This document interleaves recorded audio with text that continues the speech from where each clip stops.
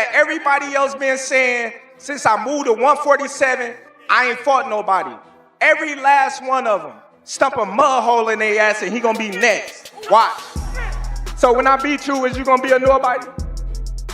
When I stump a mud hole in your ass, is you gonna be a nobody?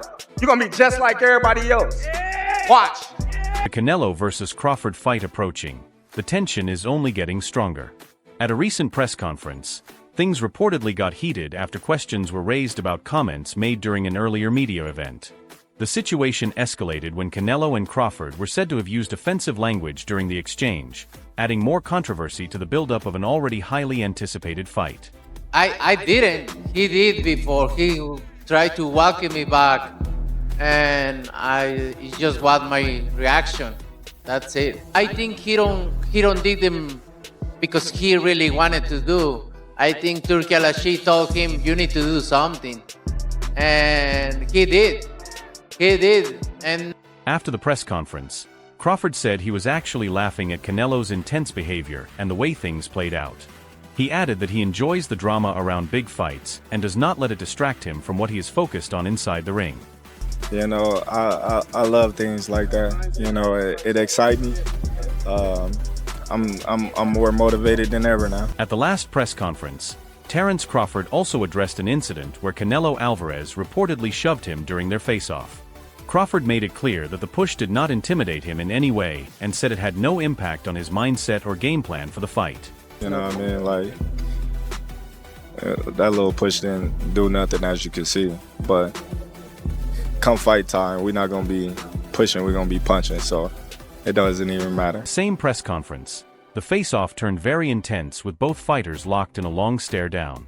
The tension was so high that it became difficult to control, and UFC President Dana White had to step in to separate them and calm things down.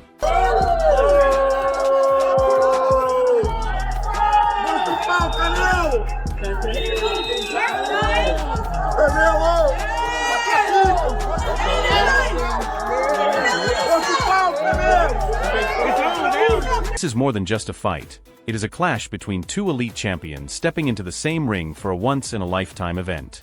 Both fighters have beaten top opponents across different weight classes and collected world titles along the way while silencing critics throughout their careers. Canelo Alvarez also reflected on his past fight with Billy Joe Saunders and said the way Saunders behaved before that fight pushed him emotionally and made him enter the ring with more aggression. By mentioning this, it suggested that Canelo could bring a similar mindset into his fight with Crawford and approach it with extra intensity.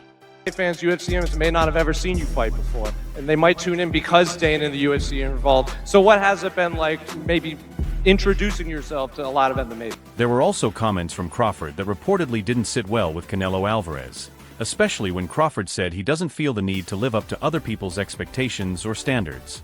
Canelo felt that Crawford came into the press conference acting like he had something to prove and was targeting certain people with his words, which only added more tension between them. a bit more personal because, you know, I did respect him. I don't respect him anymore because he say, I'm not gonna do what they want me to do and this and that. And then he tried to, maybe Turki Al-Ashi told him, hey, you need to do something because you seem so nervous in Riyadh. So and he tried to like he welcome me back, and that's why I pushed him. And you know, like I say, don't fuck with me. Does it bring a different Canelo then? Yeah, it's different. During the press conference, Canelo also made a similar statement to the media and those present. He suggested that what happened in a previous situation may have been influenced by outside pressure pushing Crawford to go after him more aggressively. Canelo also warned Crawford directly, saying that if he tried to cross certain lines in the fight, it could end badly for him and even put his career at risk. 8. Before I respect his word because he say, oh, I'm not gonna let somebody to tell me what I need to do. And he did, so, but you know me. Just, I respect everybody, but if you f me, so it's gonna be different. You know. Listen. Hey, we know, buddy. We know. First and foremost. During the heated exchange between Canelo Alvarez and Terence Crawford, things got very tense. Crawford said he was not intimidated and mentioned that he had heard stories coming from Canelo's camp, but he showed up face to face to prove he was not afraid and to send a clear message that he was fully committed to the fight. Canelo later denied certain claims and referred to comments made by people close to Crawford's side, suggesting there was confusion and back and forth over what was actually said. Somebody was in the room saying that I was scared of them. So I stepped to him and showed him who was the boss of this fight. I ain't scared of shit. Hey, I never say that. Your uncle say that, not me. Even though the talk keeps coming up, Crawford continues to insist that he is not afraid of anyone. At the latest press conference, he made it clear that stepping up to face Canelo, a naturally bigger fighter, does not intimidate him at all. He also suggested that Canelo will understand that once they finally meet in the ring and the fight begins. And you're gonna find that out. And as you've seen, the last press conference, We'll see. when I walked you down, when you supposed to be the bigger man. Yeah, hey, you say that because you fighting with nobody, and you obviously look like you're a great fighter. But you find out September 13th, this is gonna be different for you. And it's gonna be different from you as well. On one side is Canelo Alvarez, a Mexican star and the current undisputed super middleweight champion. With dozens of knockouts and over 60 wins against just a few losses, he has faced some of the best fighters in the world, including Gennady Golovkin, Caleb Plant, Sergey Kovalev, and Miguel Cotto. While fans and fighters continue to talk about how huge this matchup is, the promotion has also kept Crawford's rise in check. He may have felt a bit of nerves early on, but now he understands this is a massive moment in Canelo's career and in boxing as a whole. Presser yesterday, and I thought Canelo looked really well. Do you know what I mean? Obviously, he's a big lump, so I was always Canelo. Then I sort of leant towards Vaz, but now I'm back with Canelo. So we'll see. Canelo's an all-time great.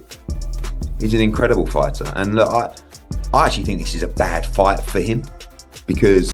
Hearn also said that for Crawford this fight is about more than money or adding another title to his name. He believes Crawford sees it as a chance to prove he is more than just a highly skilled technician and to step into true greatness. In his view, Crawford wants to be remembered in boxing history as an all-time great. Hearn added that Crawford is not just chasing power or status, but is aiming to create a lasting legacy that people will remember long after his career ends. He'll engage a lot more than Skull, but he will be looking to do all the things where people have had success, which is use movement. Look at what Bivol did. Bivol had the perfect game plan. He boxed off the back foot, then he attacked, then he moved, then he, all that kind of stuff. And I think Crawford will be looking to do it. The size difference was always the biggest talking point in this matchup. Crawford started his career at 147 pounds as a welterweight, while Canelo sits at 168 pounds as the super middleweight champion. Even with that gap, Crawford had been focused on Canelo for a long time and kept pushing for the fight. Over time, the difference in weight became more visible, but it did not stop Crawford from calling Canelo out repeatedly. Canelo, on the other hand, never fully shut the idea down. He did not completely refuse the fight and instead left the possibility open, saying he would take it seriously if the right deal came together. A fight that's probably quite personal to him to prove himself as a great. And there is no doubt that if he wins this fight, he's a great. I mean, he's a pound for pound tremendous fighter, but Canelo's career has taken him from a young rising prospect to one of the biggest global boxing stars and a major pay-per-view attraction. He has won world titles across multiple weight divisions and built a reputation as one of the sport's top champions. Inside the ring, he is known for his toughness, strong body shots, and sharp counterpunches that break opponents down over time. At the press conference, he appeared calmer and more relaxed compared to Crawford. He also spoke about working with Dana White and the event organizers to prepare for the big fight, saying he sees it as a positive collaboration rather than a rivalry between boxing and the UFC. Canelo said he respects Dana White and admires UFC fighters, adding that working together with organizations like Netflix and others can help make the event even bigger. He expressed excitement about being part of the fight and acknowledged the people involved in putting it together. At the same time, some observers like Antonio Tarver described Crawford's mindset as fearless and confident, similar to the attitude of great champions who enter big fights with full belief in themselves. and obviously 154 now, but the money's the money, and he was never going to turn it down. Antonio Tarver also shared a tougher opinion about Canelo Alvarez. He said that while Canelo is still a very strong fighter, he has not been truly tested in a long time and his movement has not looked as sharp in recent fights. Tarver added that sometimes comfort can slow a fighter down, even the best ones, and suggested that Canelo may need to push himself harder than ever to prepare for Crawford. Crawford was also highlighted as an elite boxer with an undefeated record and knockout power. His switch hitting style makes him difficult to read, and many believe no opponent has fully solved his style yet. He dominated the welterweight division by defeating Errol Spence Jr. and has now moved up in weight again to challenge the biggest names at 168, which is seen as a bold and risky step. Frank Martin also gave his view, saying different fighters would approach Canelo in different ways. He mentioned that some opponents become too defensive, but he does not expect Crawford to fight like that. Instead, he believes Crawford will box smart, stay active, and still engage when needed rather than running. Martin added that while Canelo may have the size advantage, Crawford still brings speed and technical skills that could trouble him, and he even suggested that Crawford has a real chance of winning because of those advantages.